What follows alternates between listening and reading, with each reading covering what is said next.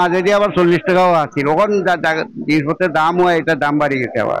পুঁইশাক 40 টাকা 30 টাকা করে নিছি কদিন আগে, ইদানিং বাদ দিয়ে ওই 10 টাকা। আপনার তো লামি উঠে সবজির বাজারে কোনো ইয়ে পাওয়া যায়। আমরা শ্রীমঙ্গল পাইকারি ব্যবসা করি, বুঝছেন নি? আমরা কৃষকের মাল পাইকারি বেচা দেই। এগুলো আপনার বিভিন্ন এলাকা থেকে আয়। মনে করে আমরা লোকাল মাল আছে, উত্তরবঙ্গ থেকে মাল আছে।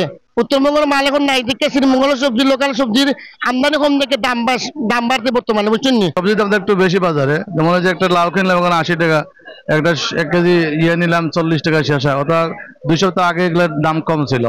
সব জিনিসপত্র একটু বাড়তি আর কি, মাছও তো একটু বাড়তি। আলু বেশি 20 টাকা, শসা বেশি 40, গাজর 130, করলা 100, ভেন্ডি 70, আরকুল 60, লাল শাক হইলে 70, ঝিঙ্গা 60। টমেটো 100 টাকা করে টমেটো। মানে এই বেগুন বিঘা 40 টাকা কেজি, আবার লম্বাটা বিঘা 50, কোনটা বিঘা 80, গোল সাদা বেগুনটা 20, 22, 25 কালাডামুখী পাইকারি 20, 22, 25।